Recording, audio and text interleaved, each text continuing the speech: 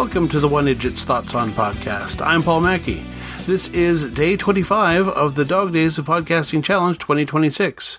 I suppose I should talk about the various TV shows that I attempt to cover during the non-podcast challenge times of the year, though longtime listeners to even just the Dog Days episodes will recognize that most of them have carried over for a while now. Some of the shows I'm looking at, and some of the shows I dream of getting to someday, have a significant number of episodes. I'll leave aside the lamentation about my pace of recording, as I covered a lot of that earlier this month. So the longest running of the shows that I've been covering is the Rockford Files. The last episode I looked at was number 32 of 123. The Rockford Files follows Private Eye Jim Rockford, an ex-con who was sent to prison for a crime he did not commit and received a gubernatorial pardon. Jim lives in a trailer home on Malibu Beach, which doubles as his office. It's a very 70s show. In point of fact, a single episode of the series aired in January 1980, meaning none of it was actually shot in the 80s. There are a series of 8 made-for-television movies produced between 1994 and 1999, and I also have those available to me, though we'll see whether I decide to launch directly into those when I someday finish the regular series. Plus, I'll need to decide before this January if I intend to remain spoiler-free on the David Boreanaz starring reboot series in case I ever want to cover it. With the pace I've been following, it may have come and gone by the time I actually finish the original. Alongside Rockford, I'm also have started the Bill Bixby series The Magician, a single-season show from 1973-74 about Tony Blake, a professional stage magician, who uses some of his skills to help people in trouble.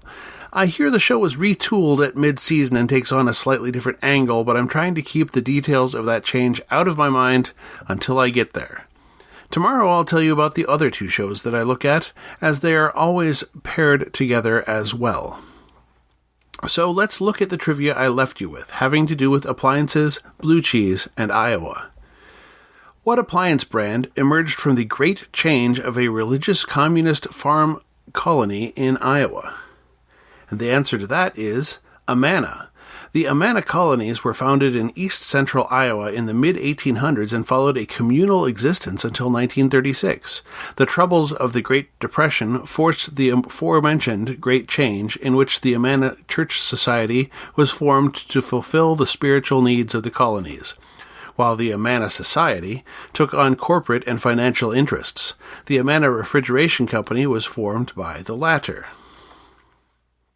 And second, what American blue cheese shares its name with a major appliance producer, due to the family behind the founding of each company? That answer is Maytag. The Maytag Washing Machine Company predated the Amana Refrigeration Company, founded in Newton, Iowa, not far from the Amana colonies. The 2 companies have since merged. Son of the founder Elmer Maytag, at the Maytag farm, bought a cow in 1919 and went on to raise award-winning cows and form the Maytag Dairy Company. The blue cheese was produced starting in 1941. Fritz Maytag, the 3rd generation from the same family, went off to San Francisco in 1965 and purchased the Anchor Steam Brewery to prevent its closure.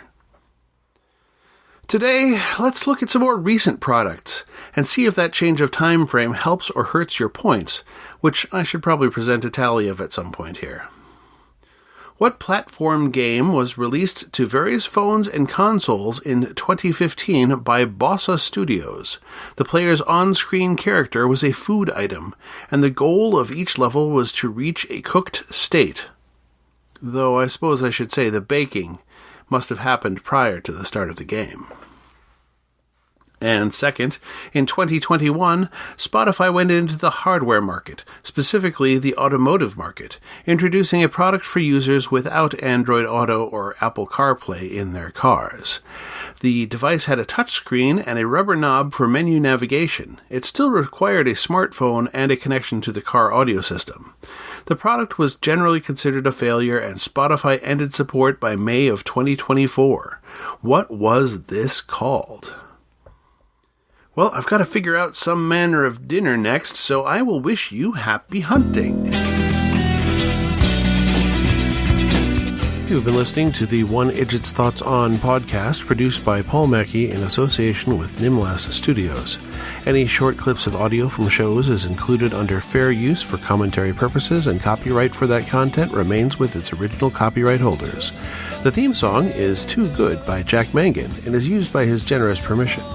One Idjit's Thoughts is produced under a Creative Commons Attribution, Non-Commercial, No Derivatives 4.0 International License. You can find more episodes of this podcast and many other fine podcasts at nimlas.org. You can contact me by emailing idjitcastpodcast@gmail.com or commenting on episodes at nimlas.org.